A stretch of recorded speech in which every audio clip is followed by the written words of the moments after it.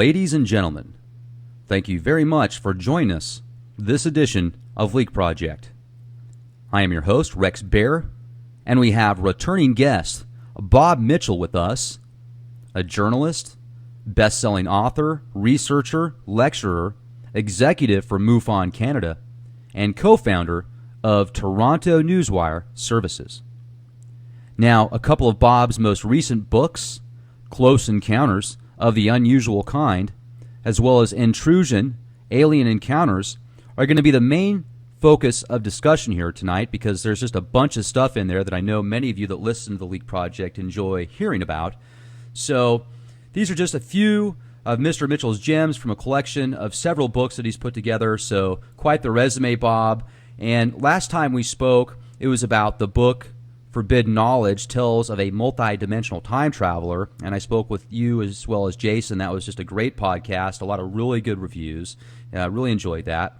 And when I read that book, you put it together so well. It was just very exciting to read. I had a tough time putting it down. So let's dive into your most recent works. And first of all, how the heck are you?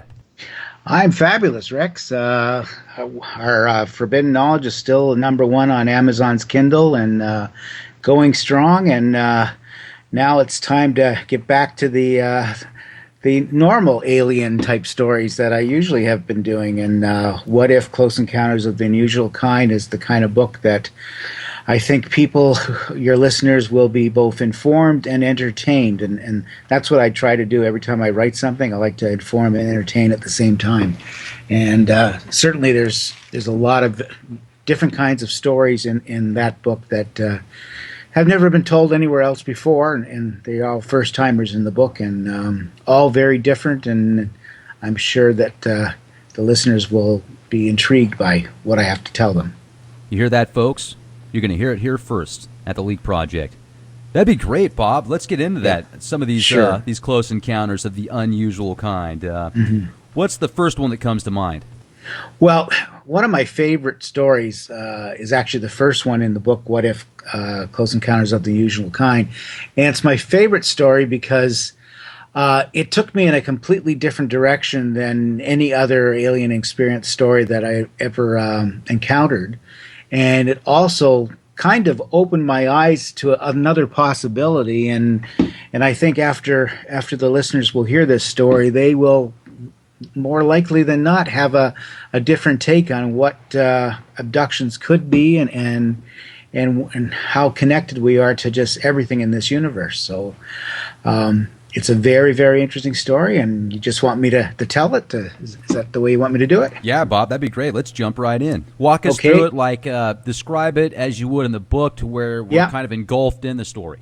Yeah, and if you have any questions, please stop me, and I'll be happy to answer them. And if anybody who's listening has a question, I'll take that too. Perfect. But the person in the book that told me this experience is his name is Satya Anand.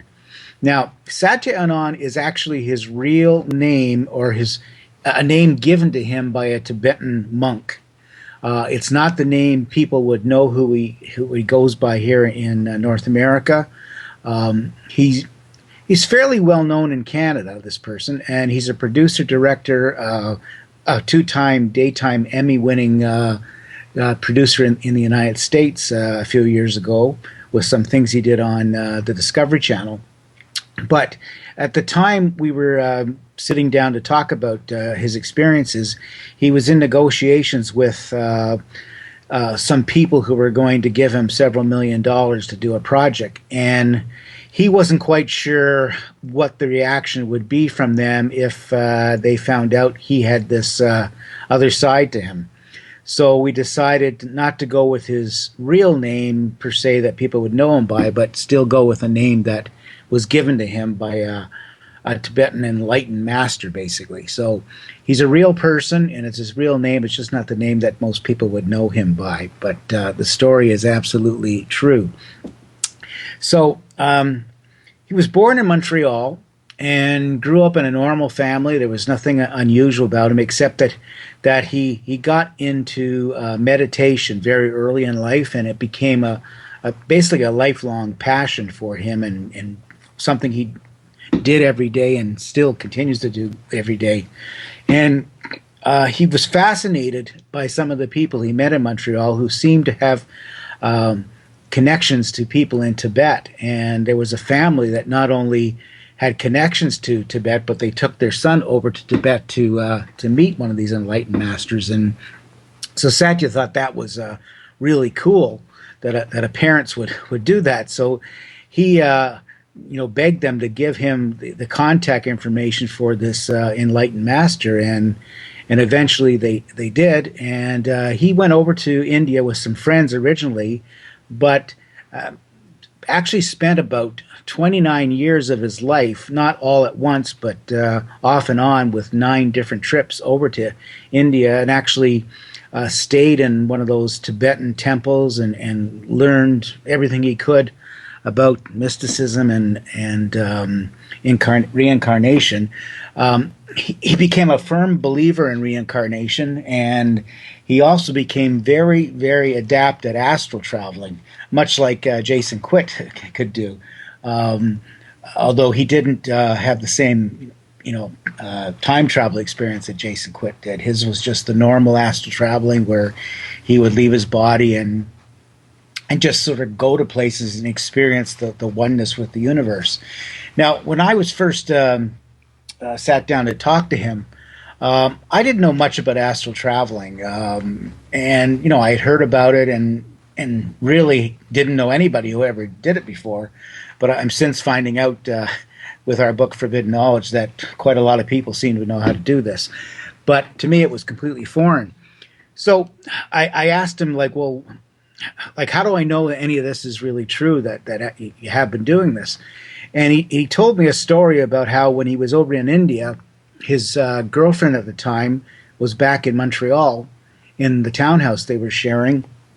And he did an astral traveling from India where he left his body and actually went into the townhouse that they were sharing with. And much to his surprise, his girlfriend was having an affair with somebody else.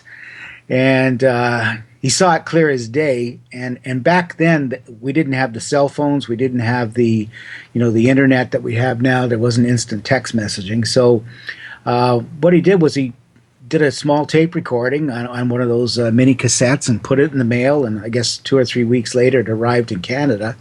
And when he arrived 6 months later, he went to the girlfriend's house, and she was quite embarrassed and admitted the entire affair that he had seen happening before his eyes, even though they were thousands and thousands of miles apart.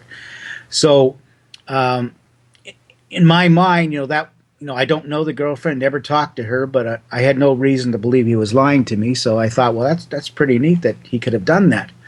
But all his experiences were, in the astral world with 360-degree vision, and really wasn't into UFOs when this was going on, and didn't know much about aliens at all. He might have heard about the Greys, but it was just something he just wasn't interested in. Didn't even it wasn't even something he believed in, I don't think, at the time. But one day, about I think it was 5 years ago now, he was with some friends, and they came back to his Toronto condominium, and his friends went on the balcony. And he decided he was just going to go into the bedroom for a few moments and have, I guess, a power meditation nap, just to recharge his batteries, I guess. And he laid down, and then the way he tells the story is almost within seconds of lying down, and he had this feeling like he was being shot out of a cannon, out of his body. And it was a different experience than he had usually had with astral traveling before.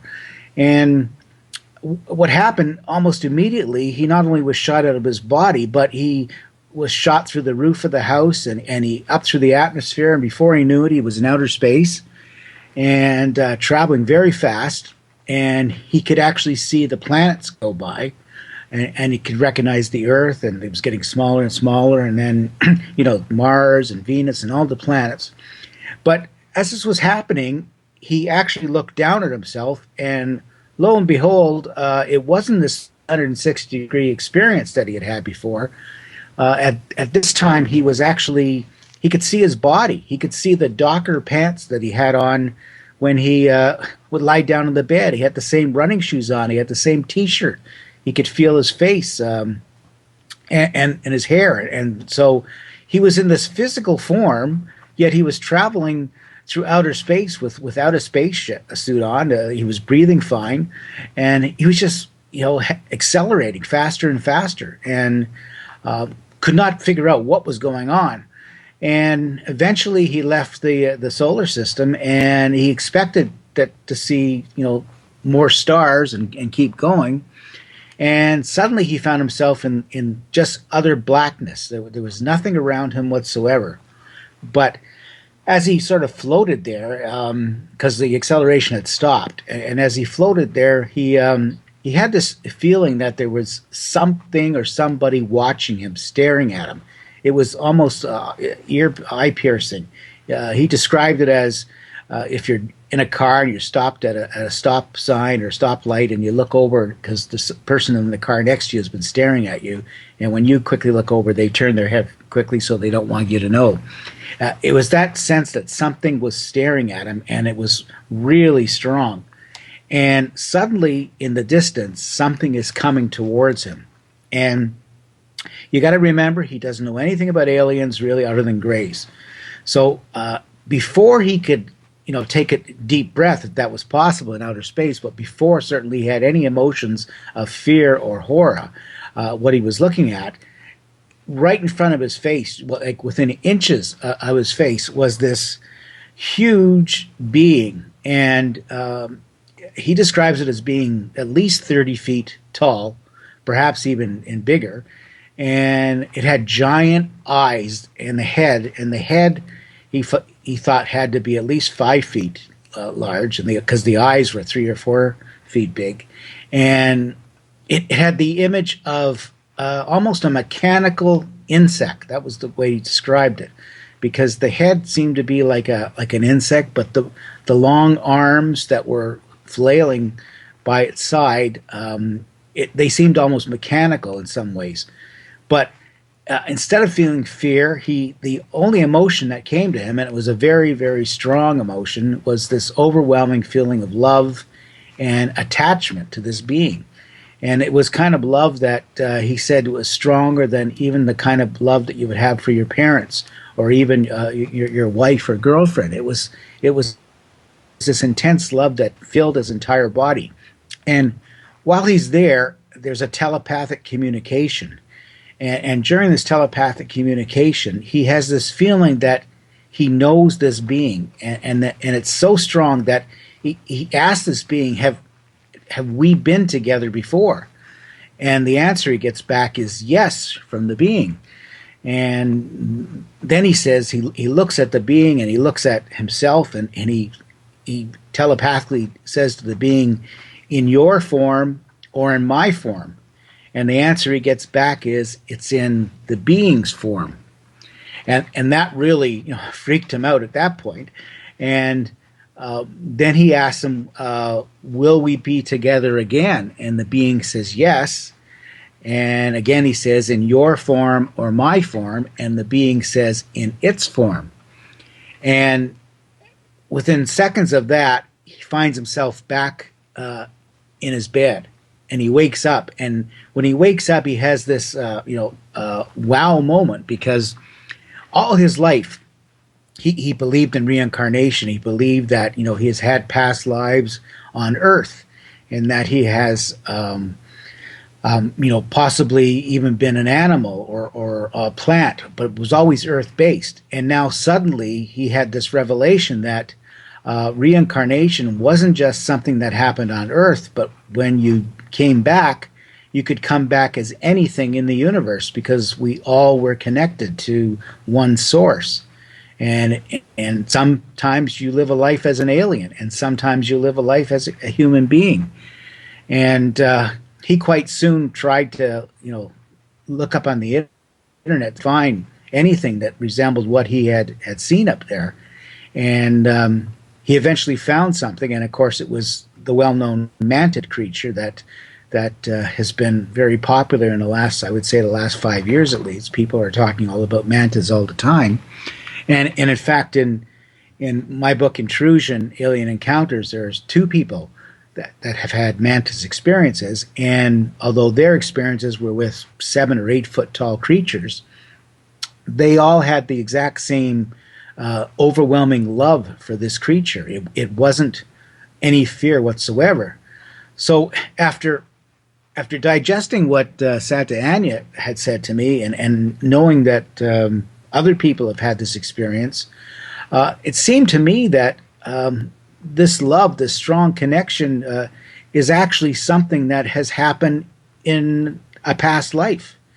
That these are celestial beings that are part of everybody's makeup, and that the reason there's so much love between them is that they're actually probably looking at your relatives from another timeline, maybe, or from another dimension. But somehow the mantis beings are connected to humans, because most humans who have had abduction experiences certainly don't describe abductions by grays or hooded beings as being nice and loving. It's always fearful and horrible. So I think the Santa Anna's experience may just open the doors to a lot of people who have had these experiences. It certainly made me rethink some of the things that were happening.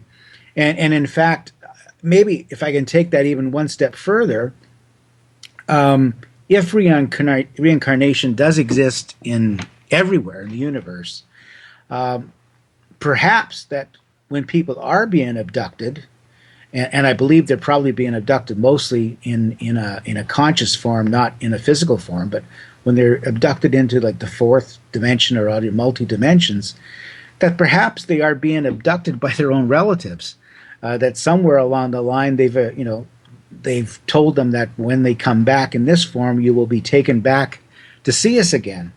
Because so many people that I've talked to during their abduction experiences, at some point they have a telepathic communication that says to them, we're doing this because you agreed to this. And I don't know anybody who would agree to such an experience unless there was something that they can't remember. And to me, that all connects somehow, that we're all connected in the universe, and what we think is a bad experience probably is an experience that most abductees have agreed to in another past life. Now, have you talked to people that have been abducted against their will and have been basically tortured, or what they describe as very painful? Okay.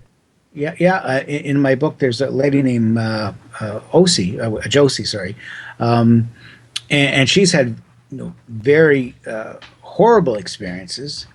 But I must tell you, after some of her experiences, she did have the same telepathic communication that told her, "You agreed to this.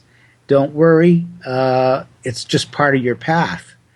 So I don't know what that means, because she says, I certainly would not have agreed to what they were doing to me. But in any event, what happened to her was, just like Santa Anna, she had no real knowledge of UFOs. She grew up on a native Canadian reservation in Newfoundland, and had a real bad childhood.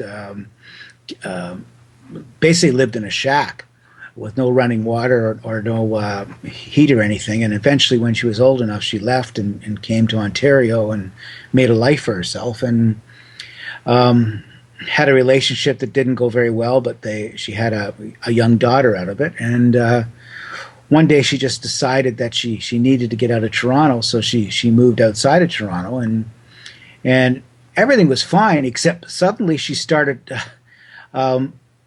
being able to contact dead relatives of people. For out of the blue, she became a medium, and she has no idea why that happened or how it happened. It just sort of started, and one day there was a woman that she was doing I guess you call it a service, or I don't know what you call it when you do somebody in a mediumship, but the woman kept saying, "You're supposed to meet this person." And she gave the name of the person, and of course, Josie had no idea who this person was, and eventually during one of her it wasn't a seance, it was more like a knowing something that a dead person wanted to tell them. She got this image of a person, and even thought that this lady had a relative of this particular name. I can't remember the name right now, but it turns out it wasn't the name that this person usually went by. So when they did finally meet, he was into UFOs, and it sort of convinced her to go to the Alien Cosmic Expo last summer in Brantford, which I was at giving my talk on some of the people in my book Intrusion. And I actually met her there, and we got talking. And it turns out about 6 months before she went to this UFO show, she started having these incredible experiences, and they always started the same way. In fact, as long as she can remember, even as a child, she had terrible nightmares, although when she woke up, she couldn't remember anything. But now as an adult, she was having these nightmares every night, and it was always the same. There would be this terrible nightmare. She'd wake up shaking. She'd sit up in bed. She was frightened and couldn't remember anything. And then almost immediately, she had an astral out-of-body experience. And this was something she had never experienced before in her life either. And she would find herself on spaceships and lying on tables, and gray-like beings, although she said they weren't actually the kind of grays most people think of being grays, but they did have big eyes, and for the want of a better description, they were grays, and they were torturing her. I mean, they were sticking things in her, up her, and she remembers screaming. The pain was unbearable, and at one point she said it felt, and looking at it, it was as if they actually took a hand and put it right through her stomach. And she could feel this pain all the time. Another time they put something down her mouth, and she thought she was going to die because she couldn't breathe. And they kept telling her, relax, relax. We're not going to harm you, and you've agreed to this. And that really confused her. But what really confused her even more was, and this is where I get back to where I think a lot of abductions are actually taking place in the conscious world and the fourth dimension, is that before she ended up on the spaceship, it felt to her as if she was flying and that she was in the eyes of a bird. Although she couldn't feel the wings or anything, she could see all around her, and she had this sense she was a bird flying. And when she got in the spaceship, she actually would tell me that she couldn't see her body. She could only see what was happening to her.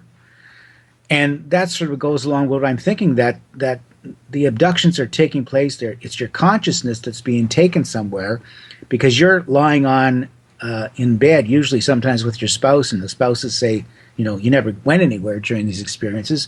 And Josie had a young child, and at no time during any of these experiences did the young child ever come running in screaming for mommy, saying, where are you, where are you?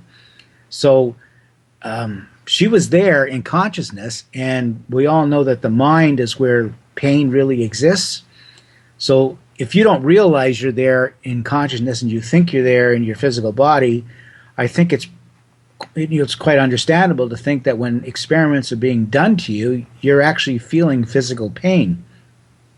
She said the pain was just overwhelming, and but there were never any scars on her body until one time she had a scar on her chest, and it was she thought it might have been some kind of reaction to something she had been washing with, but it never went away for a long time. It didn't hurt, didn't itch.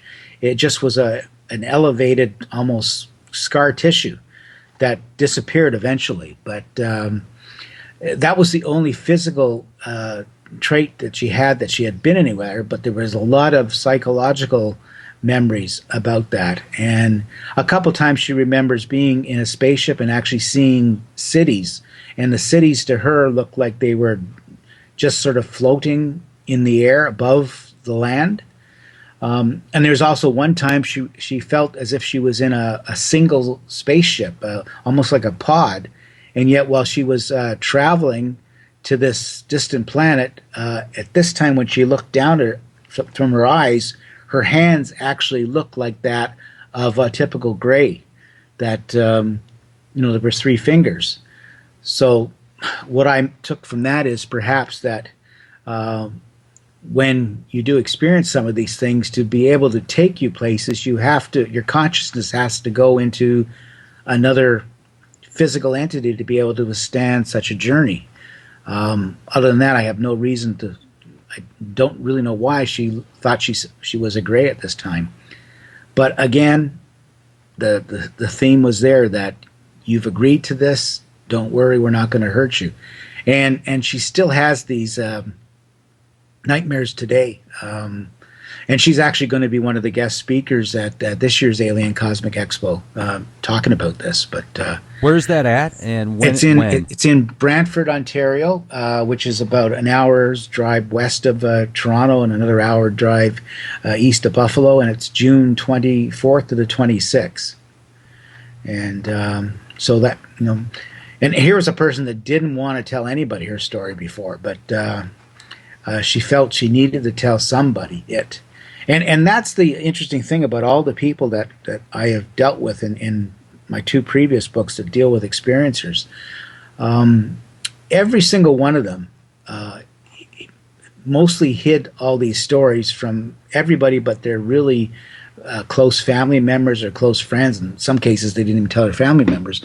But they were all between 40 and 60 when they told me their stories.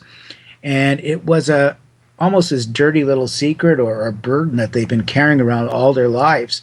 And after talking to me, they all said that this tremendous feeling had been relieved and that they now felt like almost completely different people, that they no longer were afraid to talk about it, that they got something off their chest that they kept hidden all their lives, and it felt so good to be able to tell somebody, and now they don't care what anybody thinks of them. They know 100% that they've had these strange experiences.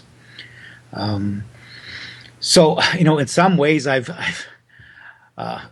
feel like I've helped a lot of people, even though I'm not a psychologist. I'm certainly not not a doctor of anything, but I'm a good listener, and I seem to be able to get people to tell me their deepest secrets. So it's been an incredible, interesting ride for me as well as for them. Sure. I definitely need to get you in contact with a couple of people that have reached out to me here at the Leak Project. Their testimonies are astonishing with what they've seen and been through. It's incredible. And matter of fact, some people that I know that won't come on the show, some of the stuff that they've told me is just, it'll blow. It's more incredible than what we've, it's just blow your mind type stuff. I mean, it's like something out of a science fiction movie. I know. And we always think of abductions as being, just they come down, pick you up and take you up and do some experiments on you and then drop you back off. But I'm finding that everybody has a different slant, and there's something slightly different to every experience. And it's not just you pick you up in a spaceship and take you somewhere. There's all kinds of things that go on during these experiences, and it the rational mind can't explain it. But and that's part of the reason why I think some of these people are so afraid to come out, because it's not something you can go to your doctor and talk about. It's not something you put on a resume. So who are you going to talk to? And one of the people that I did talk to from my intrusion book, her name is Marian Anderson.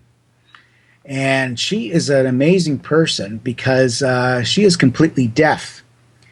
And I met her at one of the very first UFO meetings that were held in Brantford when I first moved to Brantford and began working with MUFON.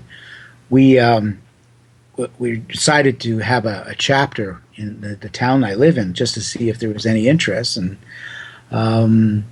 we booked a coffee shop, put a little ad in the local newspaper, and thought maybe we'd get 10 people showing up at the coffee shop. And little did I know the interest in our area, because we had about 75 people show up to that first meeting. We couldn't fit them all in the coffee shop. Everybody had a story to tell. And there was this Marianne lady who, she was waving her arms and trying to get my attention, and she eventually did. And of course, when I went up to her, I couldn't understand what she was saying. She did speak out of her mouth, but it was, like a lot of people who are hearing challenged, they don't pronounce things the right way, so you were only getting every second or third word. And so she wrote it down, saying she has stories to tell me, and she'd love for me to come to her house to hear it. And I couldn't figure out how that I would do that, because certainly I didn't know anybody that had sign language, but she assured me that she would have somebody there who would help me understand what she had been going through. So I showed up at her house, and her boyfriend's son and daughter both were knew sign language. So they helped me through understanding her story.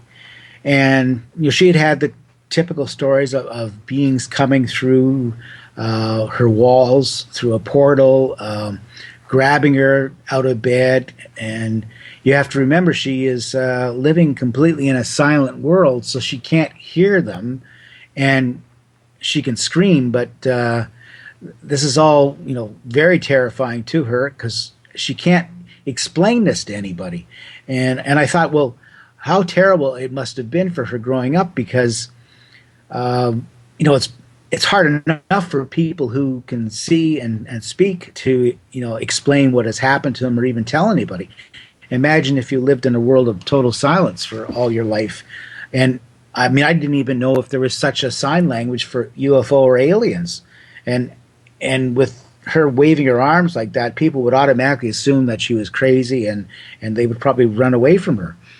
So her stories were quite incredible. And the most amazing thing about the whole experience is that over a period of several months, as she was telling me her stories that appear in the book Intrusion, Alien Encounters, she became a different person. She started out this very introverted person that I had met at this coffee shop, and by the time the book had come out, she was actually standing up at these meetings and now speaking, and people could understand her without sign language.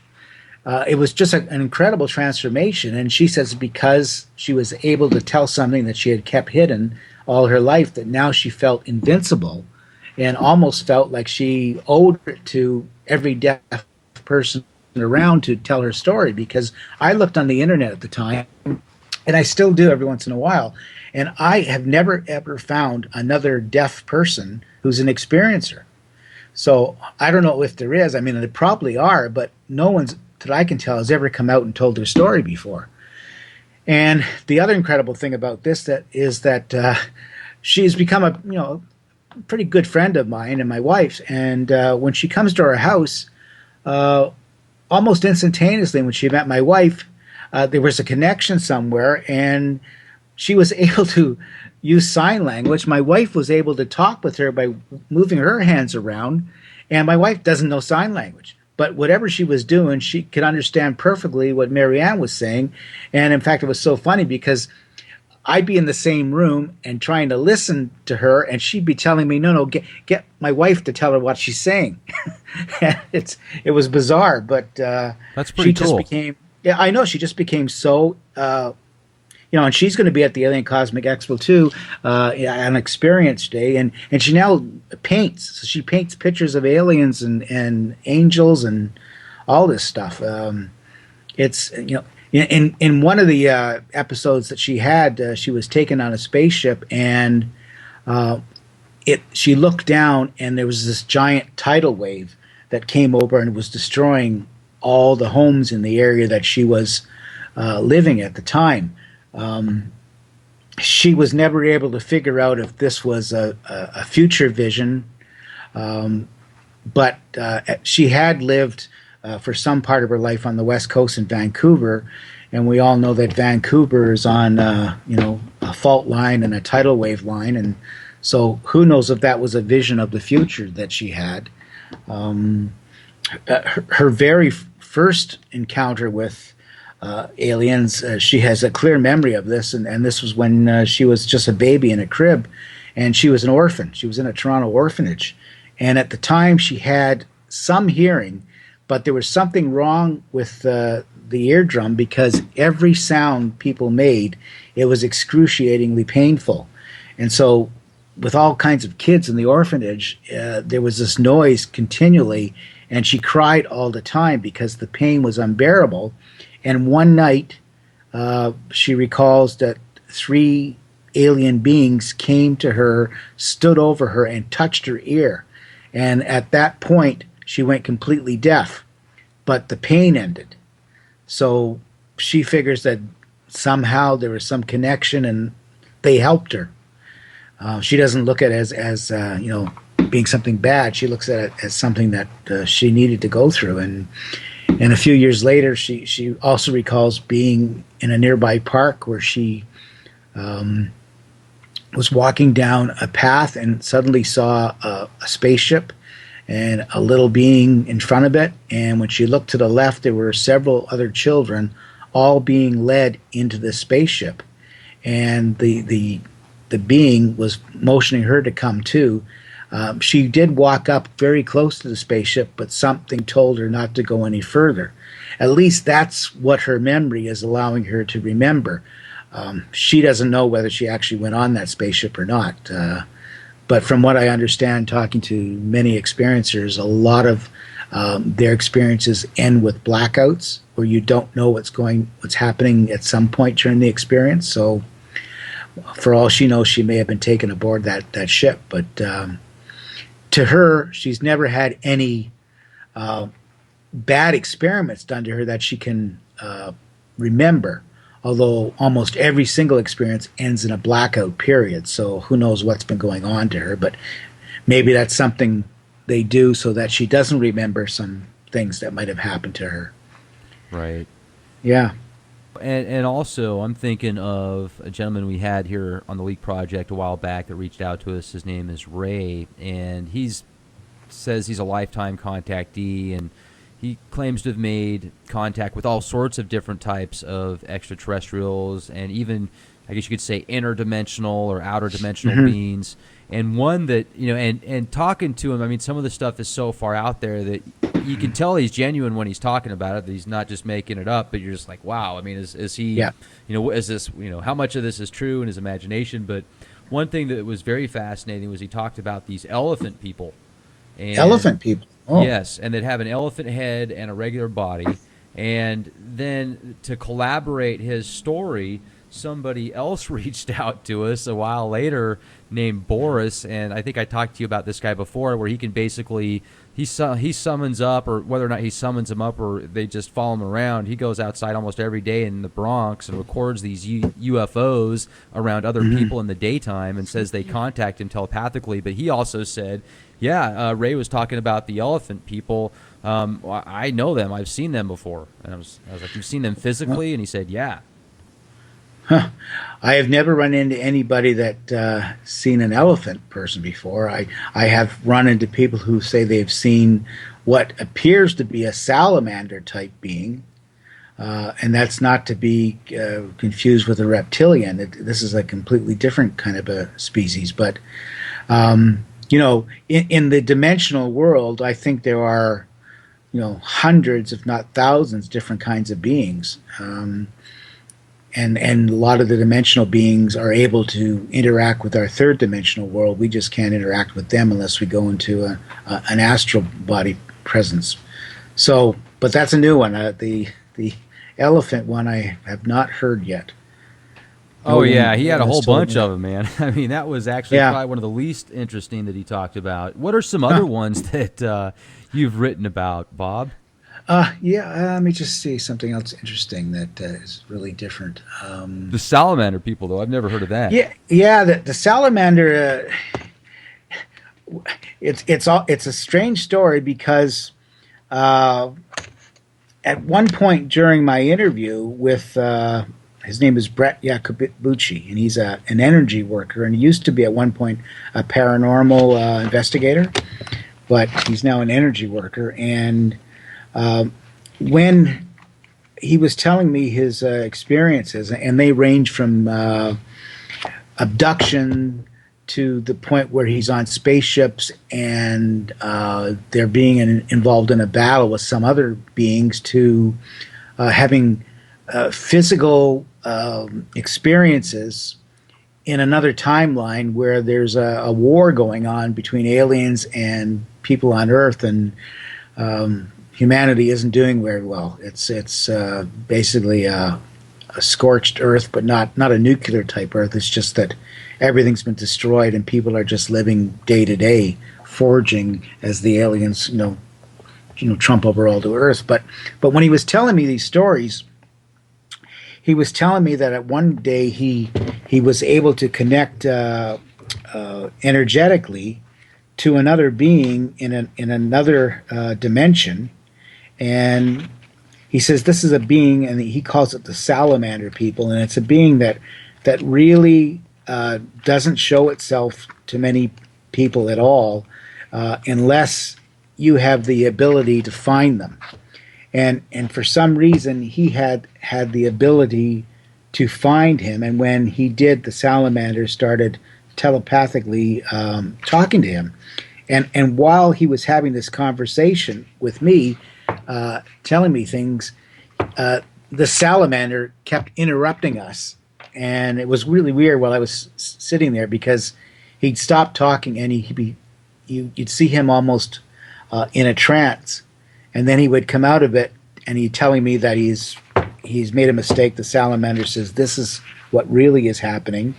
And at some point during that conversation, I actually started talking to the salamander through him. Now, at least that's what he told me. I have no way to verify if I was or not, or it was just in his own mind that I was doing it. But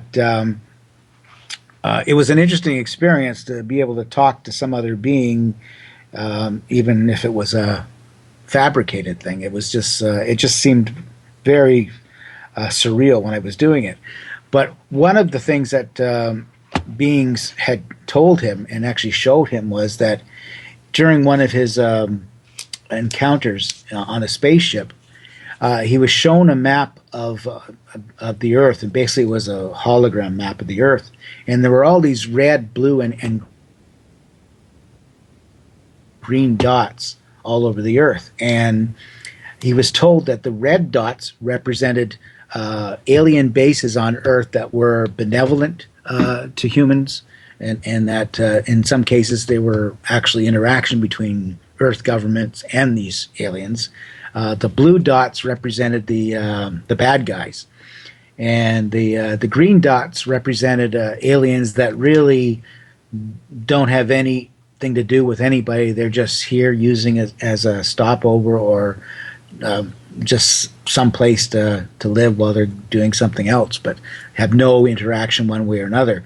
The interesting thing is, most of the blue, the bad things, were centered in the United States, and most of the good ones were around the Great Lakes region of Canada. I don't know what to make about that, but it was interesting that the bad ones are somewhere down in your part of the neck of the woods. Washington D.C., huh? Mm-hmm. But the Great Lakes, they were supposed to be fine. Who knows? He absolutely believes this, and the wars that he experienced, there actually was the wars were actually involved what we would call the reptilians or dracoids. They were the scourge of the earth at the time, and there were other gray beings that were actually helping mankind try to fend off the alien armies, but we weren't doing that good apparently. But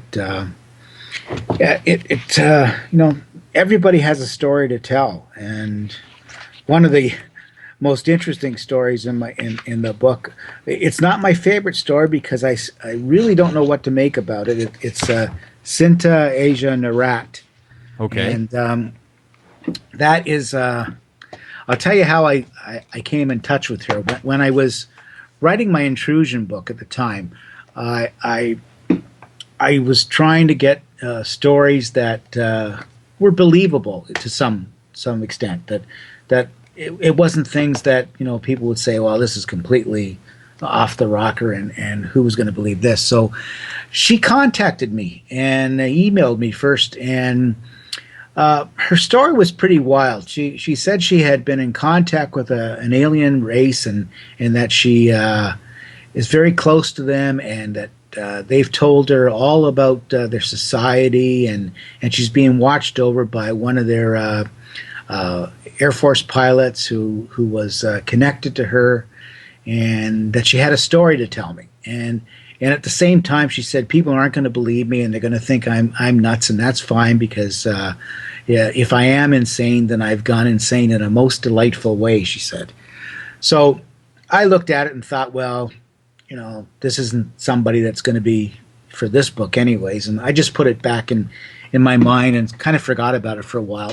But then when I started writing What If book, I thought, well, I'll see if she's still around, and gave her an email, and she was, and we started talking and communicating. And before I knew it, she was giving me far more information than I really could use in the book. And in fact, by the time I got finished, I had enough for a book just on her own. But I cut it down as much as I could and put it in the What If book. But it still runs about.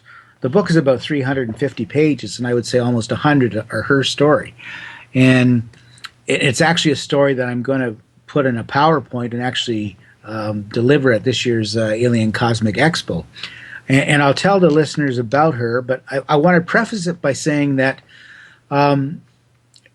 she has an interesting tale to tell, and she's a law enforcement officer in the province of New Brunswick. So I would have to think that being a law enforcement officer, that you have to pass some kind of psychological test. At least I would hope you would. So she obviously passed it.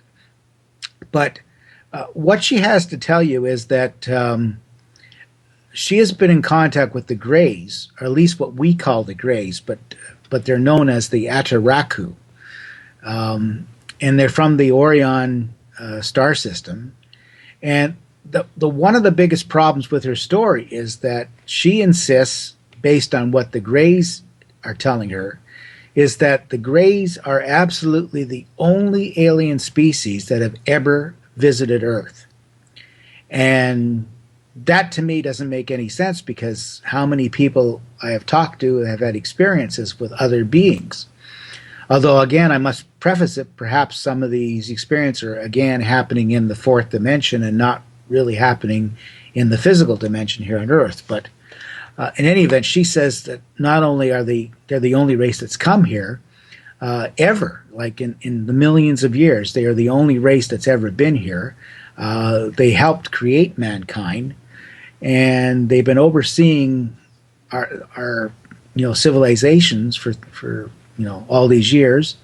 And while there are other benevolent species around the world, in the other universes, they insist that most of them have no idea that Earth even exists, and that none of them, except the Ataraku, have the technology and the sophistication to be able to come here. So I have come to the conclusion that if she is telling the truth, and that she is in a telepathic communication with a being who are, say, they're the Greys, then perhaps they are deliberately lying to her. And if they are deliberately lying to her, I have to find a reason why, and I'm not so sure I know that reason. That's assuming she is really in telepathic communication. She has been given images that she has sketched for me, and she's a pretty good artist. She knows their language. She knows their songs, their history, their society, who they are, their contact with the earth, and she also insists, and of course, or the Ataraku insists, telling her that they are not the sinister race that they have been made out to be, but in fact are a very benevolent race, that violence is not part of their makeup, and their whole purpose is, for the weapons they have, is defensive weapons and to prevent Earth from destroying itself or blowing itself up. So it's an incredible story because she has so much detail, and I have to think, why would somebody go to the lengths she has to just make this up and fabricate a story? Either she has the greatest imagination in history, or she really is in telepathic communication with something. I'm just not quite sure it's the story she has been fed. But I can tell you a whole bunch of more stuff about it if you want. Yeah, that'd be great. And I just wanted to interject real quick. Yeah, sure. It's sometimes so tough to discern from truth and make-believe, and then, well, what is truth? I mean, if somebody truly believes it, if they're seeing that and feeling that event, yet nobody else is, does that mean it's not true? I don't know. I mean, I don't know either. But it's just the fact that they say that no other alien species has ever been here. Right. We have, like, how many people, I'm sure people have been on your program to talk about the reptilians, and I talk about the mantis, I talk about hooded beings, all kinds of different grays, and what about all the whistleblowers that talk about things? Right. I mean, it doesn't make sense. I asked her a lot of different events that are well known that involve aliens, and I got some surprising answers. Roswell, she said, did happen, and that it did involve them, and that there was 2 crashes, and that I think it was 7 beings crashed, and the 2 craft that crashed were actually how can I put this? They were not on a mission. They sort of took it upon themselves. They had enough of living on the this giant space craft that's hovering in our orbit, and just wanted to let off some steam, I guess. And so they were on an unauthorized mission, and they didn't control the craft quite as well, and that's how they crashed. And she says that 5 of them died instantly. 2 were captured. 1 of them died quite soon afterwards, and the other one only lasted for a couple of days. Now, the stories that we've heard all along is that the United States had one alive for possibly as long as a year or longer, and that the Americans were able to get information that allowed to do reverse engineering. And according to what she's been told, one of the main tenets of being an Ataraku, especially a member of their Air Force, is that they die before they give out any information about technology, because they don't want technology to get into the wrong hands, particularly in militaristic hands, and that U.S. it was the military that had them. So they would never have said anything about their how their craft worked, or anything about their life, or anything at all. It basically kept silent the whole time. So if the United States did do some reverse engineering, it was stuff they did on their own from the crashed spaceship. It was never anything that was ever given to them by them. And again, she also says they say there have never been any agreements between the U.S. and them to, so allow abductions to take place in return for technology. That's just something they don't do. And she basically said that all the abduction stories and cattle mutilations and all that is all made up by the U.S. government to show that the aliens are bad guys. Why, I don't know, but they insist that they are peaceful and have never done anything. They said that Rendlesham Forest didn't happen the way that it's been shown to happen. They also said, and Travis Walton is a guy that's going to be at our Alien Cosmic Expo, and his story is well known, and I believe it 100%.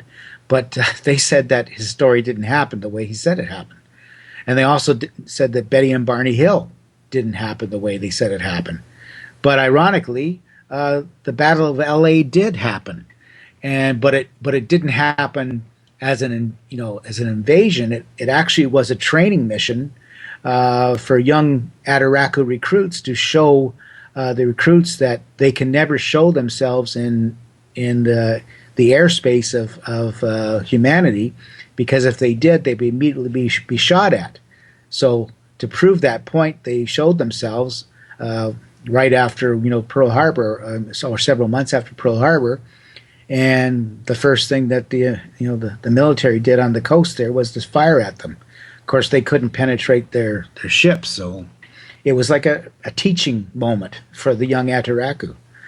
So I don't know what to make of that. It's just, it seems so far fetched. But again, the title of the book: What if everything she said is true, and everything we have been told about other things is the lie?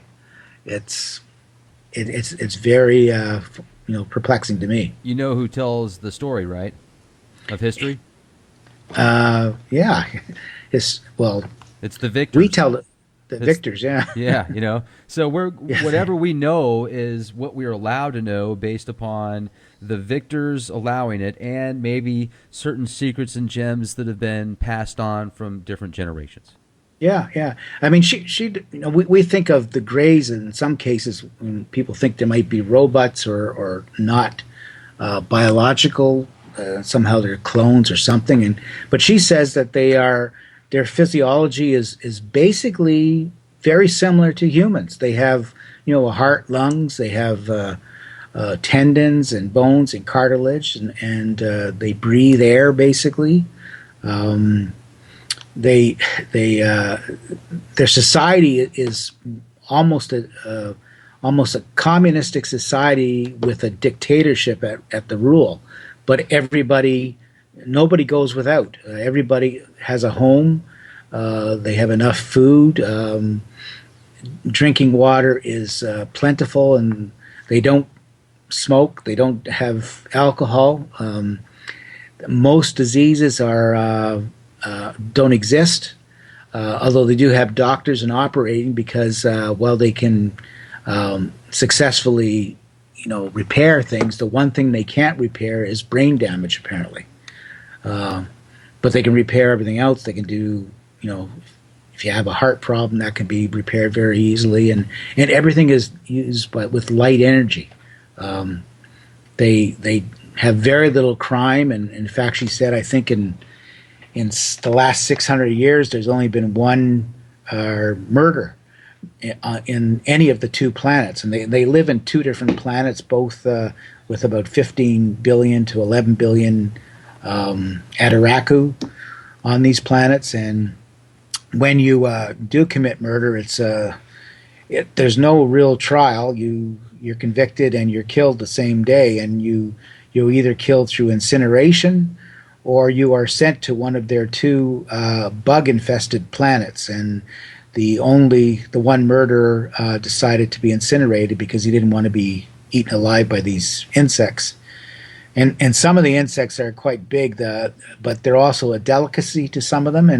And one of the insects, she said, was the size basically of a large lobster. And they have hunting excursions, 3 or 4 times a year to this planet just for this delicacy.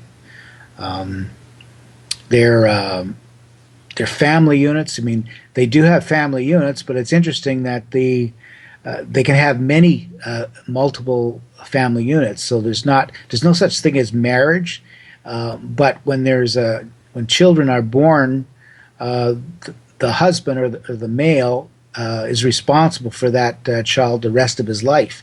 And he gets a number, and the child is linked to the father, so whatever job the father has, he always has to provide for it.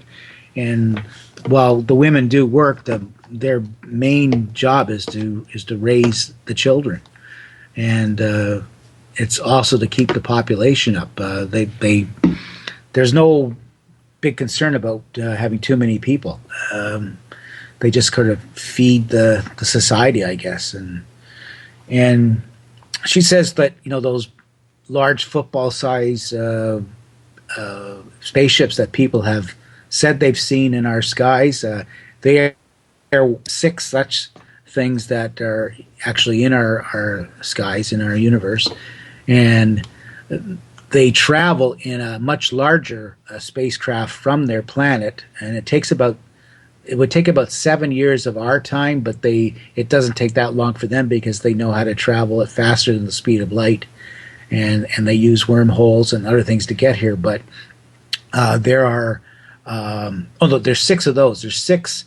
Basically, they're like giant cities in the sky, and all of the ships can dock and connect to form bigger cities, and from that they have 400 smaller football-sized spacecraft, and from that smaller ones come out of there. So apparently there's quite a few in our atmosphere, above our atmosphere in outer space, and they say NASA knows all about them, and the governments, the people who need to know that they exist too, but they sort of will not provide any science or any technology as long as Earth is still in a war type mentality.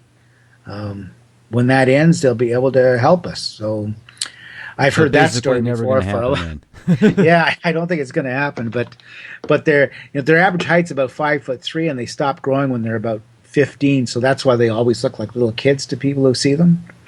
And they don't actually grade. She says they're more of a bluish greenish hue to them. So it's I don't know. She has so much information that it just is mind-boggling to think that, my God, what if she is right? Right. Now let me ask you this as well. Yeah, sure. Have you done any documentation or research on the shape-shifting reptilian phenomenon? I haven't, in the sense that nobody that I've ever talked to has ever told me about having an experience with a reptilian, other than Jason Quitt, who was my co-writer for the Forbidden Knowledge.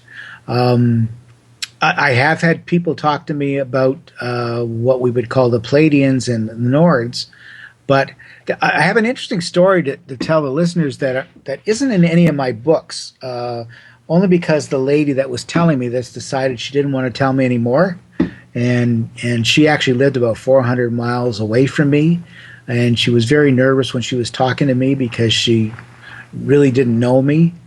But she told me a very, very strange and horrific story that I have never heard anybody ever tell before either. So here's another one of those. If I was going to do this story, I would call it the Horror Factory, because that's what she called it.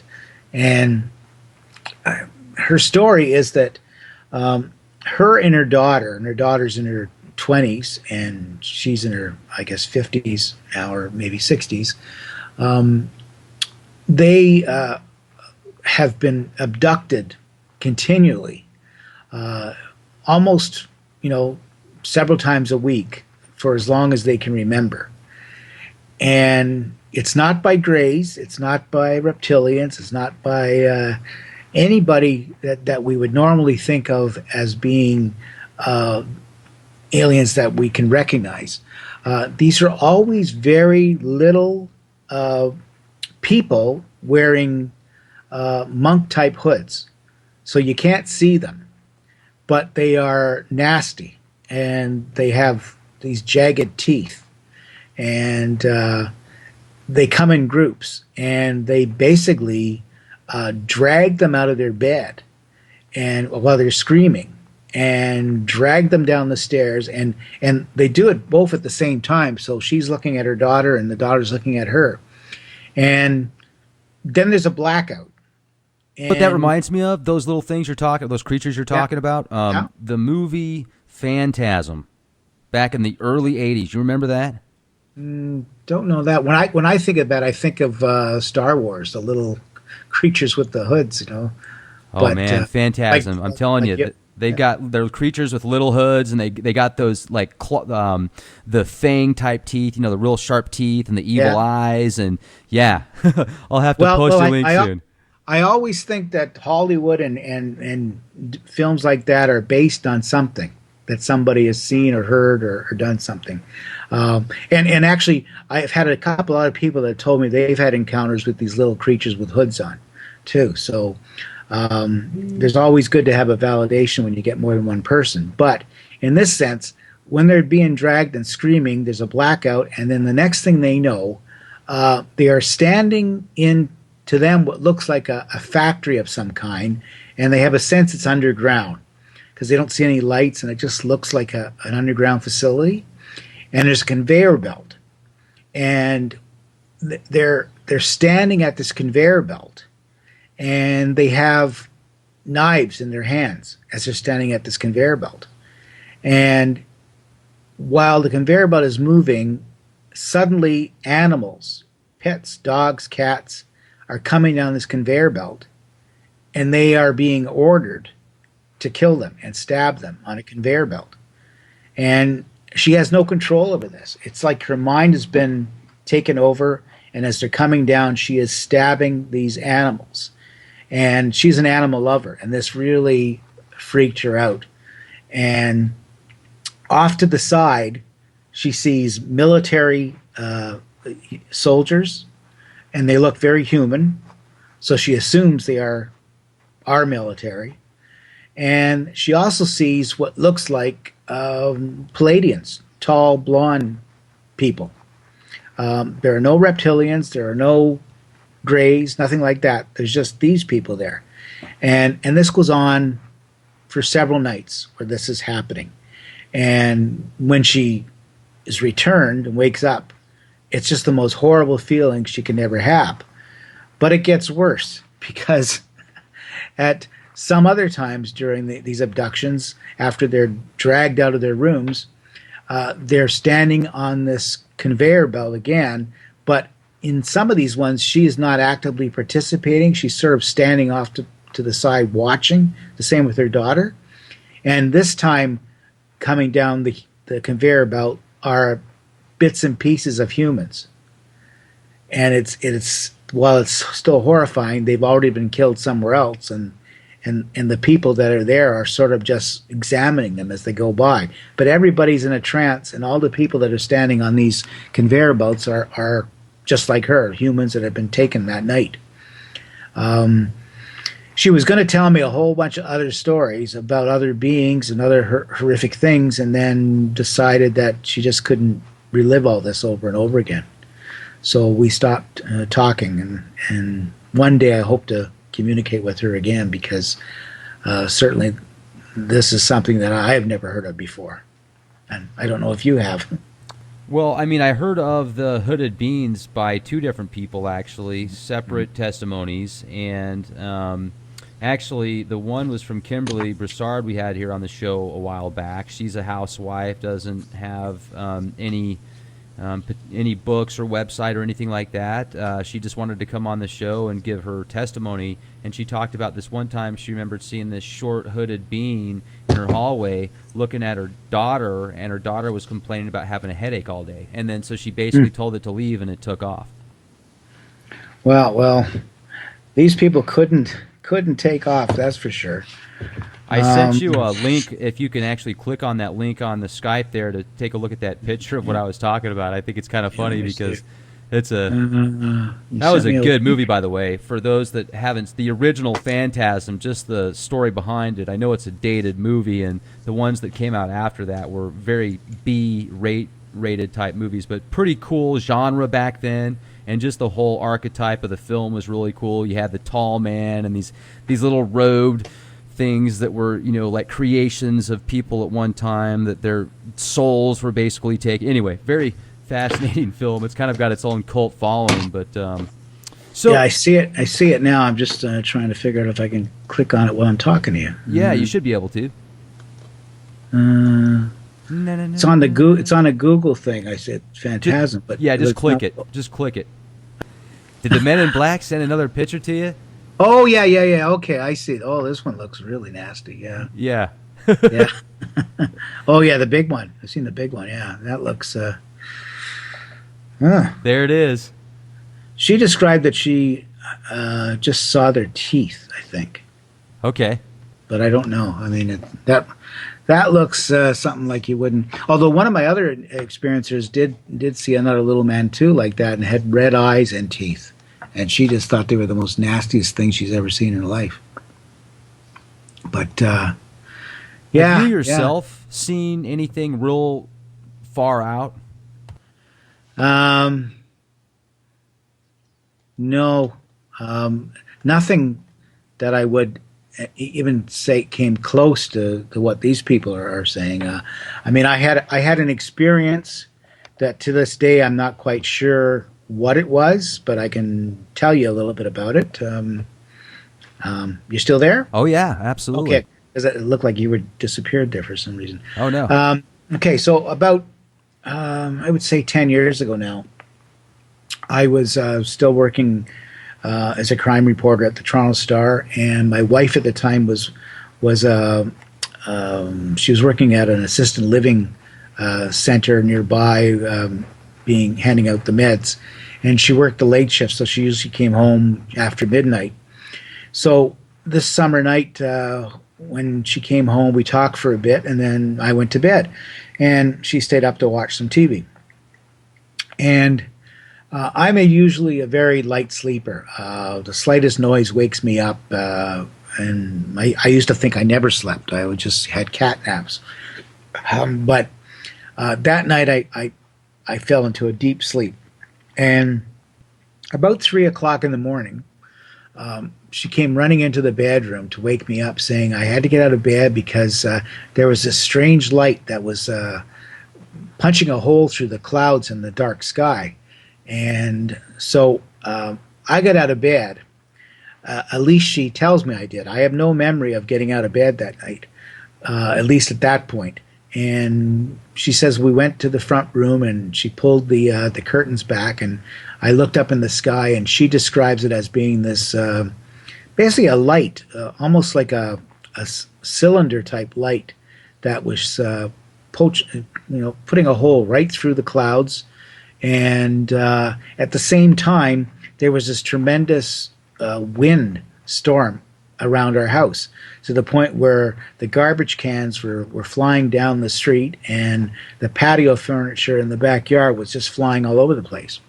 Now, at that point, I do have a recollection of my wife going out front to get the garbage cans, and I went out back to get the patio furniture. And I have a recollection of walking out in the backyard, and it was pitch black out there. But when I walked out there, it felt as if it was broad daylight. And the strangest thing is that I have no recollection of looking up to see why it was broad daylight.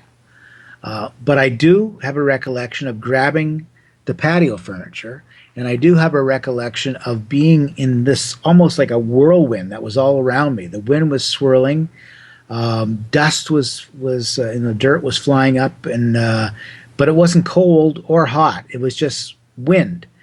And I grabbed all the patio furniture, and because at some point the wind stopped, I was able to grab the patio furniture. And I remember doing that. My wife says she came in through the backyard gate, asked me if I needed help. I have a vague memory of her doing that, although I've told this story so many times, I'm not quite sure whether I do or don't. But for our purposes, I'll say that I did have a slight memory of that. And then I went in the house. Now, my wife says we sat at the couch and talked for a few minutes about this storm and, how it came out and how this strange light in the sky. I have no recollection of that whatsoever. In fact, I have a recollection of going right back to bed. And the next morning, I woke up, and in my mind, it had been a dream. But it was a very vivid, almost a lucid type dream. And when when I got up, I asked my wife. I said, did we get up in the middle of the night because there was furniture was going around and all this wind was blowing around?" And she said, "Oh yeah, it was the strangest thing." She says it was just like this storm had come out of nowhere, and there was this light in the sky, and but we didn't talk anything more about it. And then I recall that day talking to one of my neighbors, and I mentioned about this big storm we had the night before, and they didn't know what I was talking about.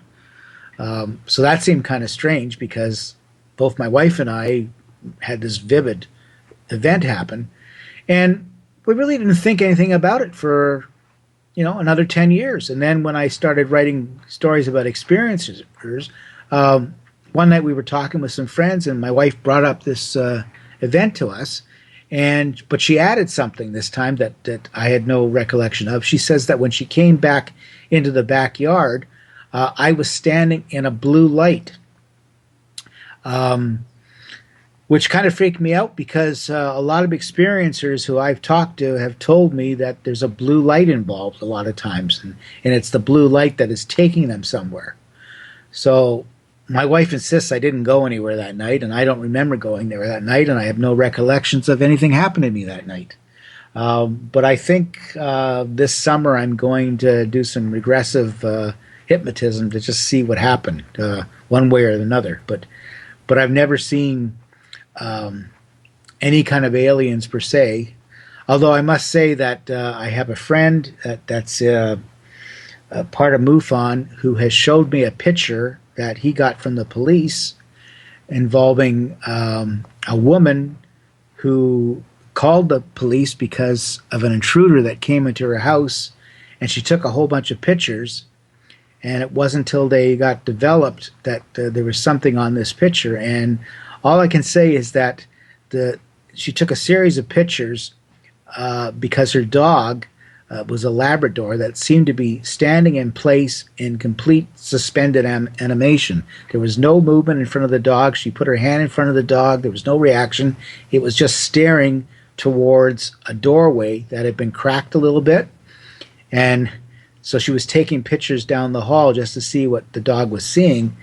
And there are several pictures that when you blow up the pictures, and in that crack in the doorway, there's what looks like to be an alien being that appears to have, I won't say it's a gray, and I won't say it's an insectoid, but it looks like a combination between an insectoid and a gray, but it's very small. It's bent over, almost like it's hunched, or almost sitting like you would do a squat and about to jump. And it appears that it has at least 4 legs. So this came from a police file, and they're still doing an investigation on this because they don't know what it is.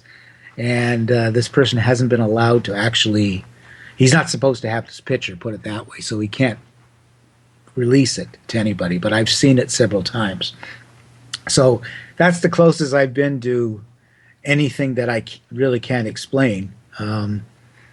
This picture is very freaky. Anybody who has seen this, it's something that certainly it's a creature I've never seen anywhere on the internet or anything before. That's incredible. That is incredible. Yeah. Yeah. Now I've seen. I absolutely wish I had it on my cell phone because he won't give it to me on my cell phone. Huh. I've seen stuff similar to that. Like I saw this one film on the internet. I mean, you can actually find it if you search for it, I'm sure. And it seems like there's this gray-looking type, this large head with the big eyes, but you can't tell anymore with digital photography if something's. Yeah, I know. The fact that this is in a police file, that's what really intrigued me. Right. That certainly adds to the because possibilities. It does not look like the grays that we have seen, and it's certainly not a mantis being. I can tell you that. It's probably 4 feet tall, if that, and it's just crouching, staring. And then, as soon as it disappeared, the dog reacted again and started barking. So it freaked this lady out completely. I know that. So I can I don't know what imagine. to say about that. Yeah, yeah. It's I would love to be able to tell that story, Well, but I can't. There's also another story I'd love to be able to tell, and they won't talk to me, but I'll give your listeners a little bit of it. you've heard it here Um, first, folks. Leak yeah, Project. yeah, yeah. There's and this person is actually friends with the person that has this picture, and so I know this person exists. Um, he has had multiple experiences with the Greys, and to the point where he lost his wife over it because his wife thought he was a complete lunatic. Um, they have a child together, and so they share custody. Uh, the kid is about 10 or 12, I believe, now. And basically, these creatures are continually coming into his house. They are experimenting with him. He's been taken many times. He has these horrible memories, and he doesn't know what they want from him. He has lost time many times while driving, and also stuff about even in his house. He'll be in one room, and the next thing you know, he's in another room, and several hours have gone by. At work one day, he he worked in a factory, and while he was working, some of his employee friends they came and said that there was these two men outside rummaging through his car, and they described these men as being, you know, the typical men in black. And of course, when he went outside, the men were gone, but the car that he had locked was open. They had been rummaging through the car, and they had changed all the settings on his radio. For whatever reason, he has no idea. But later that day, when he was at home, he happened to be looking out the window, and he saw two men in black again at a neighbor's house across the street. After they left, he went over there to find out what they wanted. The neighbor reacted with almost complete frightened. He was scared out of his wits and told him never to come to his house again. And he knows what you're up to, and don't ever bother talking to him ever again. So whatever these men in black told this neighbor, it frightened the neighbor to pieces. So he's told his wife all these things, and she, you know, has no belief in it at all. But one day, his 12-year-old son asked if they could go for a ride, and he said he had something to tell him, and he thought that it was something that his mother wanted to do, and he thought the worst, that they were going to move out of town, and he wouldn't be able to see him anymore. And as they were driving, the kid said to him basically that, Dad, I just wanted to tell you that I believe you because they're now coming to me. So the son is now having all these same experiences with the Greys abducting him and all that. But it's a lifelong experience for him, and he will not talk to anybody. And he acts very close to me. But I've promised my friend who has the other thing that I won't bother him unless he really wants to talk. So when the kid says something, and that kid actually phoned my friend to tell him the story too, that they're coming to visit him now too. So his dad isn't the nutcase that his mom thinks he is. So what are they thinking now then? Are they starting to realize, hey, no, we made a big mistake, or they just still have that cognitive dissonance? I think they're still not talking. I think she just thinks he's putting ideas into the kid's head. But the kid is, I mean, at one point, he's seen them over a local cemetery. He's seen the flying saucers, and they have a light that's shining down on the gravestones, just almost as if they're looking for something. And Now that's There interesting. was one time when they were on this bridge near the gravestone, and my friend and him were there because he was showing him where this had happened. They didn't see the flying saucers that night, but he was just showing him where they happened, and it was about 2 or 3 o'clock in the morning. There was nobody anywhere around them. And this is not a big city; it's a small town, so even the graveyard is not that big.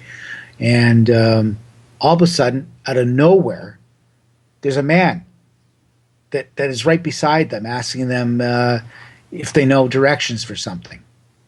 And so they're startled, and they had never heard of the street the guy was looking for, but they never saw the guy come up to them, which was the strangest thing because they would have heard him and would have seen something. There's no car. And when they turned around to talk to each other and they went back, the man was gone. And my friend witnessed this, and it freaked him out completely too because they don't know where he went. They don't know who he was or what he was doing there.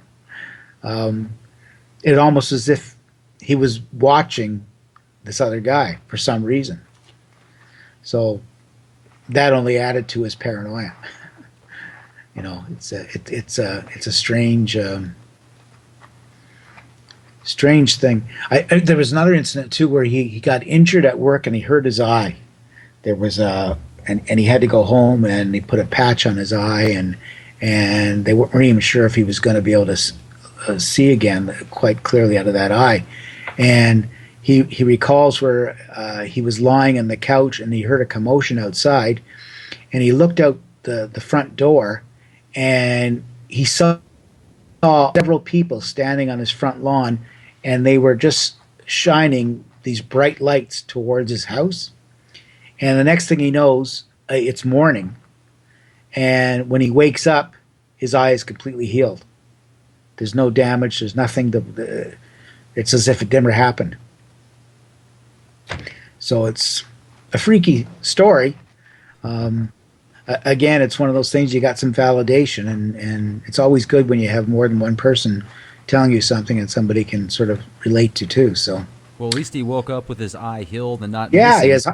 yes, that was the good thing.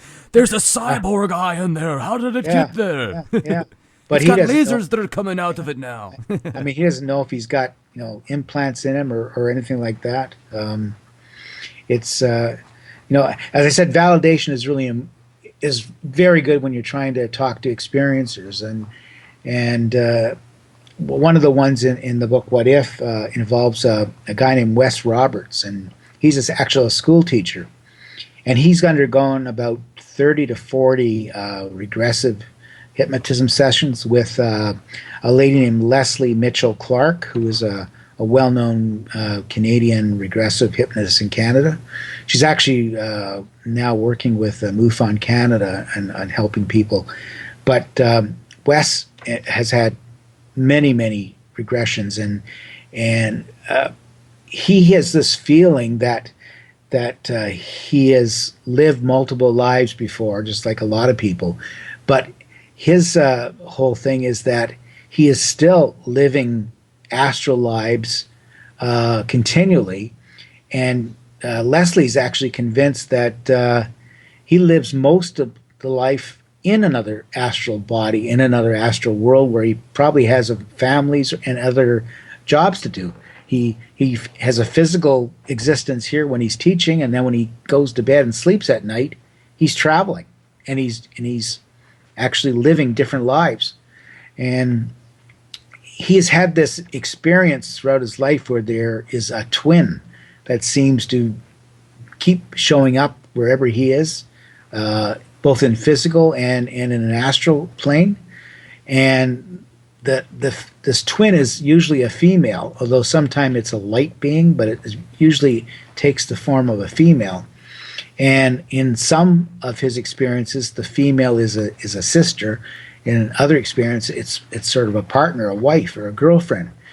And you would, just by hearing that alone, you're wondering, well, how is there any proof to this? Leslie has told me that on several occasions while he's undergoing hypnosis, that she actually has seen an entity or some kind of figure lying on top of Wes as he's sitting in the chair, lying down, and Wes's body actually becomes taller to form this twin, and this twin basically is tall with blonde hair, much like a Nord or a Palladian would be. And when the twin is there, there is a noticeable drop in temperature in the room, and she's seen it several times. So it's not just in his imagination; it's actually materialized in front of her. He has experiences where he feels that he is being transformed into something else, and he has memories and conscious memories, in fact, of being in front of a council of which appear to be aliens of all different kinds, and they're telling him that he is transforming into a higher energy being. He's not quite ready yet. And they also tell him that all humans will be doing that at some point. He's just better than most. And so he firmly believes that he's just in this life for one purpose, but his real purpose is as another being somewhere else. That's an interesting story indeed. Yeah. Which is why I called it unusual encounters rather than encounters of the third or fourth or fifth kind, because they don't actually fit into any category that we normally think of close encounters. Right. And I think of some of the native stories that talk about how this, when you're awake, is more of the dream, when actually the dream is more of the real world. So interesting stories that go far back as well. Yeah. There's a lady named Kelly that I dealt with in my intrusion book. And she was at that first meeting that we had in Brantford. And she came up to me afterwards, and she said she had a story to tell me. And she said she hadn't told anybody else, and really wanted to get something off her chest. And she said, I don't know if you're going to believe me or not, but I'd really like to talk to you. And I said, sure. And we made arrangements to go to her house, and I had to cancel one of the appointments, and I just left her a phone message, and I didn't hear back from her, and we were going to do it for the next, I think, a few days later. And when I did finally meet her at her home, she told me that after she had approached me that night at the coffee shop, she was really excited about telling me the story. But on the way home, she had this overwhelming feeling that she had betrayed somebody. And it was an awful feeling, like almost like she had betrayed her best friend to even reveal that she had had these experiences. And she said she almost called me to cancel the whole thing, but something told her not to. And we then had a lot of regular meetings, and we actually did some retrogressive hypnosis on her too. And it was an emotional series of interviews because she was reliving things that were happening. But she was basically born in California and spent all her childhood and young years in California. And her dad actually was a renovator of some kind, and actually renovated Groucho Marx's house at one point. But she met a Canadian, and they moved up here and have really spent most of their last 35, 40 years as a Canadian living up close to the town I live in now. And she told me several interesting stories. One of them started when she was a young child, and her dad used to take her and her brother and the mom almost every weekend on a place called the Route Ridge, she called it, which is my understanding it was a trail that left Los Angeles and went up towards Bakersfield through the mountains. And the father used to go deer hunting. And at one day they were there, and near the time of when they were about to pack up, they saw what looked like a small plane crashing in the distance. And it went down, and the father said, well, there may be some survivors. We should go and see. And so everybody got packed up in the car, and they headed towards where this object had landed. And Kelly tells me the story that when they got to the area where it had landed, there was no smoke. There was nothing that looked like a crash had landed. In fact, she says when she looked out the window, she saw a restaurant with Christmas lights. And that seemed to be completely strange, but she was, I think, a 7 or 8 year old girl at the time. And when she went to tell her family about this, the father was missing. He was no longer in the car. The mother was sound asleep, and she couldn't wake her up. Her brother, who was a little older, he couldn't wake up either. So she kept staring at this restaurant and thought that her father had probably gone into the restaurant, and she was interested too, and she wanted to go and see what was in this Christmas restaurant. So she got out of the car and walked towards the restaurant. And remember walking up, they weren't stairs, it was almost like a plank. And when she got inside what she thought was a restaurant, as soon as she got inside, she realized it wasn't a restaurant. She didn't know what it was, being 8 years old, but there were 2 basic rooms in this building. And in one room, there was all these humans lined up along the wall, and they almost seemed like they were in a trance. She was trying to talk to them, but there was nothing. She got back nothing. Couldn't see anything else, but she looked into the second room, and in the second room she saw tons of what looked like operating tables with a light hanging down, and everybody on these tables were naked, and she recognized one of the beings as her father. And so that freaked her out, but then she tried to get the other people to get awake, and nobody would react. And at the time, she then looked towards her right, and she describes it as being this being that was on a pedestal, sort of looking down at her. And this being had what looked like a baseball cap on, and she called him the little captain. And the eyes were kind of not oval, but they were more slanted and thin, almost like you've seen that type of thing in the original Fire of the Sky movie, where they look like, the beings look like little old men, but they're not white. Anyway, she hadn't seen Fire in the Sky, and this was in the 50s anyways, or 60s, I can't remember now. So she called him the little captain, and her best friend was a Chinese girl. So in her mind, she thought she was looking at a Chinese person because it had the same kind of eyes. And from an 8-year-old mind, she wasn't thinking aliens or anything like that. The next thing she knows, she's in the car, and they're driving back to Los Angeles. And nobody's talking about this. And it was as if the event never happened, except at one point her father suddenly tells everybody, how did it get dark so soon? Because it was now nighttime, and it was about 11 o'clock at night when it should have been about 6 o'clock at night.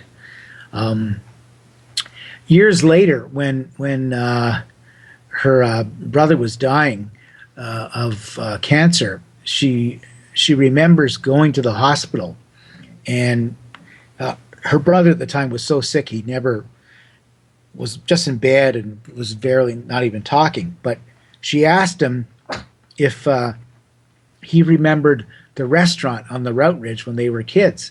And when she said that, he sat up in bed and looked at her and said, I don't remember the restaurant, but I remember the ambulance and everybody in it. And so she has no idea what that meant. But the fact that she saw what she thought was a restaurant with Christmas trees, to me shows you that whatever these beings are, they can control your mind to see anything. And what better thing for a kid is Christmas. So there would be no way that she would be scared or anything like that. A few years later, she is down visiting her best friend again, and she lived Pacoima, California, which is just outside of Los Angeles, I believe. And she left the house that day and played with her friend, and on the way home, she has to pass a vacant lot.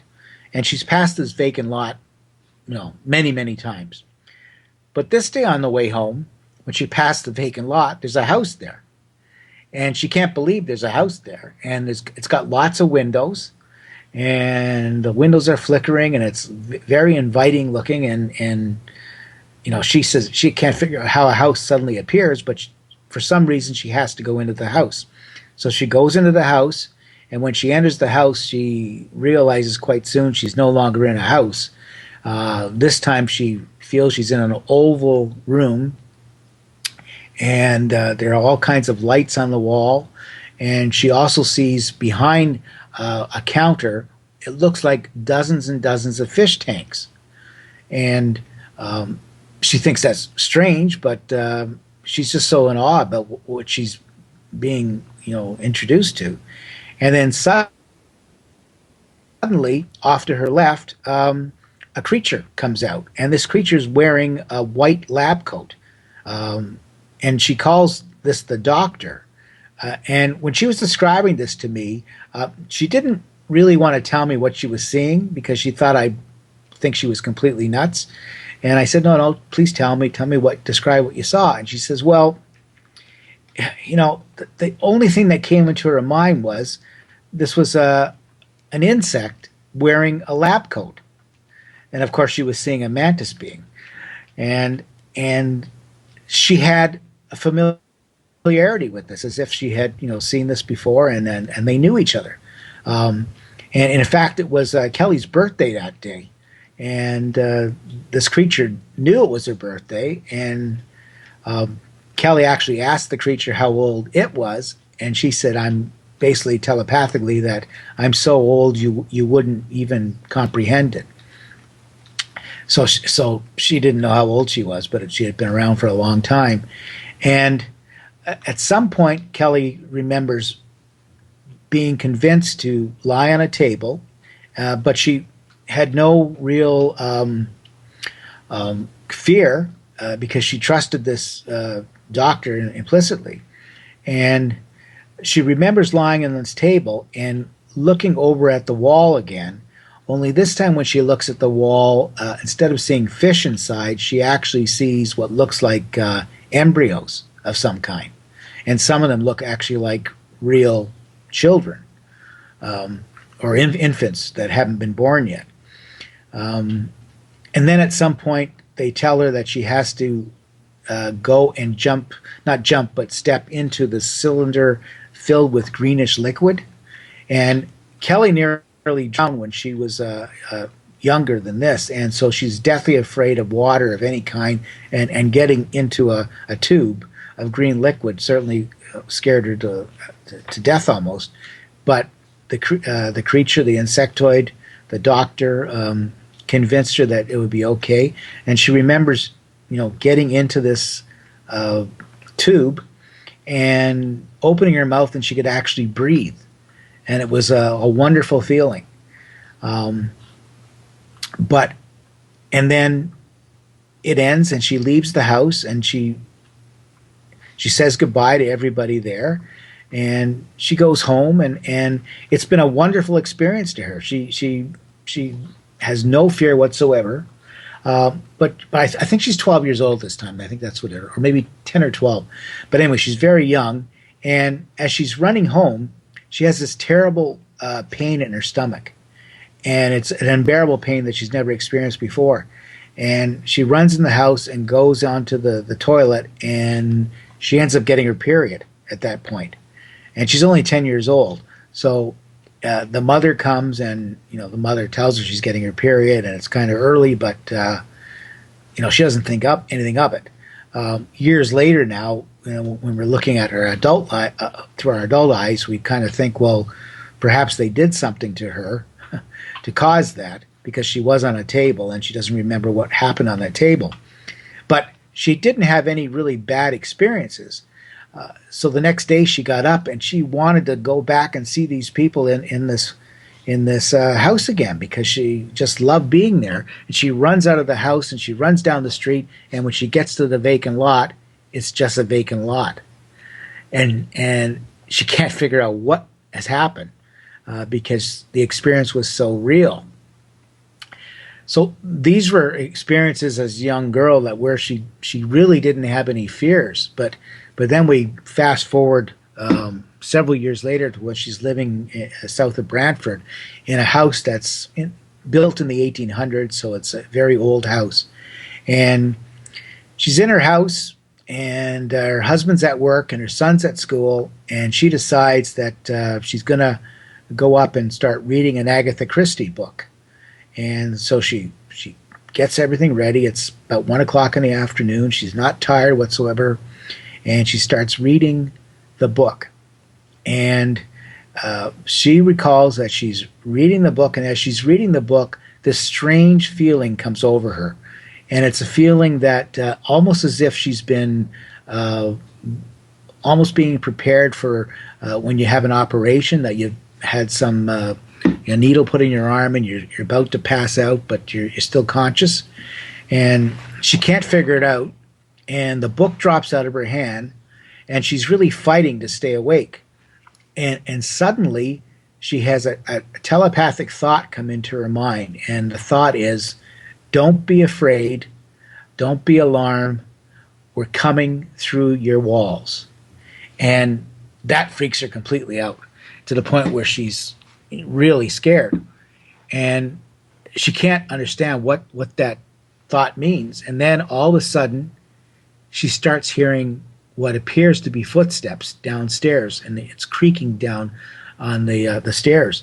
Now, this is an old house, so the slight movements you can hear. There's nobody in the house but her. She doesn't have a pet at the time.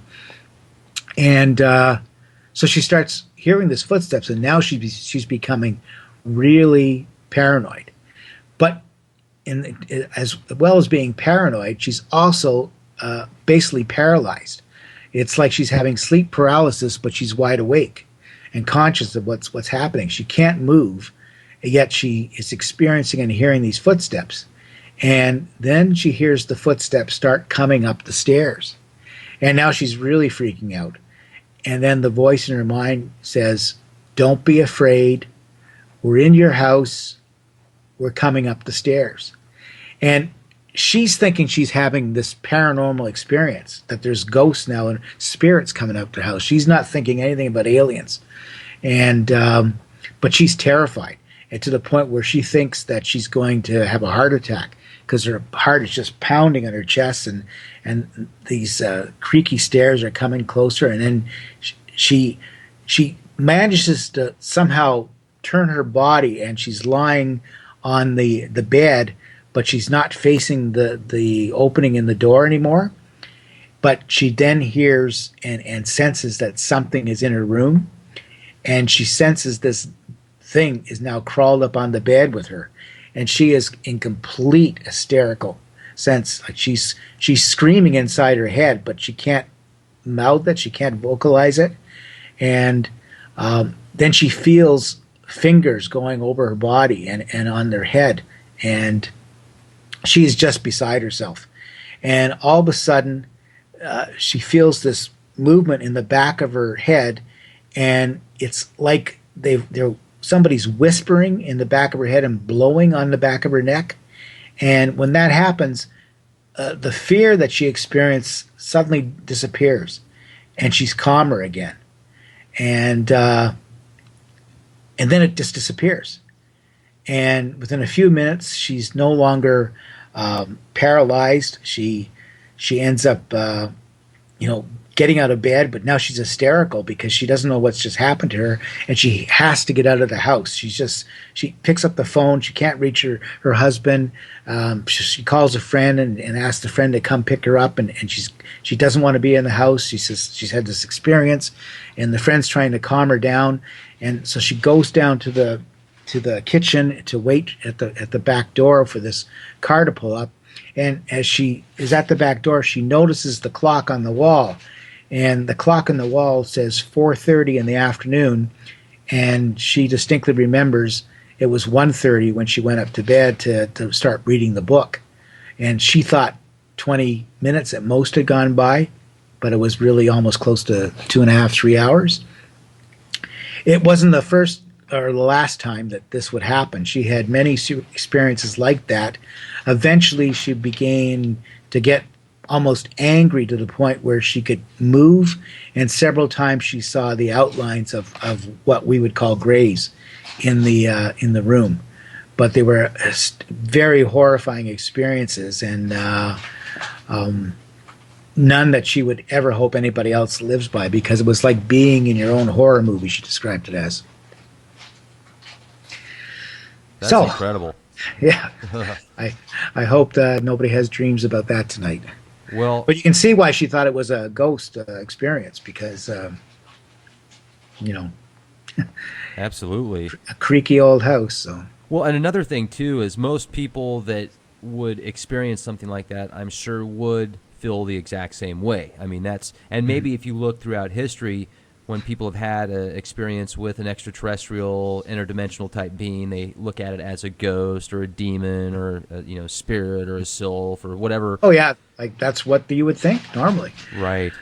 I know we don't have much time. I just wanted to say something else about the Kelly incident. That after she told me all of her experiences, one of them, there was an experience where the alien had been taking her several times for in fertilization. Like she clearly remembers having babies taken away from her. But they told her soon after she had menopause that would be the last encounter that she had, and that they wouldn't be visiting her anymore. And while she was relieved that was happening, part of her was sad. And she can't explain it, because she didn't want to have to go through it anymore, but she missed knowing these beings and knowing the experiences. And that's why she said to me that she felt she had betrayed the confidence of these beings by telling me the story in the first place. It's hard to if you haven't experienced it, I guess it's hard to understand that feeling. And I really haven't encountered anybody else saying that they felt betrayed. They felt they were betraying somebody. But she actually has missed the encounters, even though they were mostly pretty terrifying. Right. So are you putting something together right now? What's in the works for you, Bob? Oh yeah. Actually 3 things. Since I did the book with Jason, I've had a shaman approach me to do a collaborative effort about the story of a shaman's personal journey. So I'm doing that right now. I have to admit I know nothing about shamanism, but by the time I'm finished, I probably will know more than I really want to know. And then Jason and I are going to do another book together that is going to take forbidden knowledge in an entirely different direction. I can't tell you who it's going to be on, but it's going to be on another person. And this is a person that people in the late night talk show radio genre that you're involved in will know the name once we are able to release it. But it's going to be a completely different story than you've been told. And we've actually signed the agreement today, so we're going to start working on that, and we hope to have it finished by Christmas. Nice. That'll be an awesome stocking stuffer. Yeah, and both Jason and I are going to be at the Alien Cosmic Expo, again, June 22nd to the 24th in Brantford. We'll be closing the show with Forbidden Knowledge, and I'll be talking about some of the stuff we talked tonight in another part of the show. And we're also been invited to attend a UFO conference in San Jose in October. So Oh man, I thought you were going to say San Antonio. no, Dang well, it. if there is one in San Antonio and they invite us, we'll be there. But we're ready to go wherever they want us to go, and I'm just hopefully people will click on Amazon and buy my books and sit by the fire and try not to be too scared. And probably a lot of the stories they'll be able to relate to. I got to jump in here real quick because you said sit by a fire and read these books. I'm thinking of like going out to the, Canyonlands or something and setting up a nice bonfire and getting you and Jason out there with me, and then you can tell some of these stories, man, because this is I know this they're is like good campfire. stuff. I know they're like campfire stories, and that'd be neat to do it in the Grand Canyon with the Hopi. That'd be really good. Something to think about. Well, I'll tell you, the next Let's do it at thing- the Alamo. How about that? Yeah, absolutely. The Alamo's kind of a disappointment, though. Once you see it, you're like, nah, okay, let's go to the Riverwalk now. I mean, people want to see it so bad, and they get there, and they're just like, Wasn't there something is it San Antonio where they found the giant footprints? I don't know, and I should know that if it's San Antonio, because I should get video footage of that. Yeah, I thought Riverwalk sounded familiar, but maybe I'm thinking something else. Huh? I'll look into that. I know it's in Texas somewhere. Well, dang, I need to get on that. I'm definitely going to check out the MUFON lights here pretty soon because they're about 5 hours away from here and talk about a strange anomaly phenomenon that's been around for hundreds of years. I'm sure you've heard of them, right? Yeah. Yeah. It's there's so much strange out there, and that's why I say we don't live in the world we think we do. It's a world that is strange and stranger than fiction, I believe. Because what we thought was fiction is actually not nonfiction. Right. Yeah. So you can get all my books on Amazon.com. What If, Close Encounters of the Unusual Kind, Intrusion, Alien Encounters, and the latest one, Forbidden Knowledge, Revelations of a Multidimensional Time Traveler. What are your websites, too? Website is bobmitchellauthor.simplesite.com. That'll get you linked up to all the appearances in the books.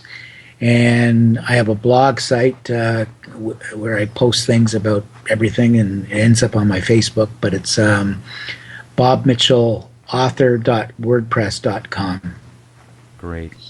And I can be reached at bobmitchellwriter@gmail.com. All right. Well, this was an honor to have you on the show again with us, Bob. I certainly look forward to speaking with you again. Make sure to write another book soon so we can get you back on the show. Well, I have so many other stories that people have given me that I could put out another experiencer book. I just don't know when I'm going to have the time to do it right now. But I'm sure I'll be doing it down the road. Awesome. All right. Well, folks, I'd like to thank you for joining us tonight here at the Leak Project. Make sure to become a member with us. It's free. Subscribe to youtube.com/clandestine Time Lord. Get access to all the latest podcasts first and free. I'd also like to let our listeners know that pretty soon we're going to do a countrywide tour and get some really cool video footage as we go along the way. So if there's places that you want to see, whether it be Area 51 or Dulce, New Mexico, or somewhere out there where the crash was close to Roswell, you let us know and we'll do our best to get there. Thank you for everything, folks. Stay safe and be the change you want to see. This is Rex Bear. Good night.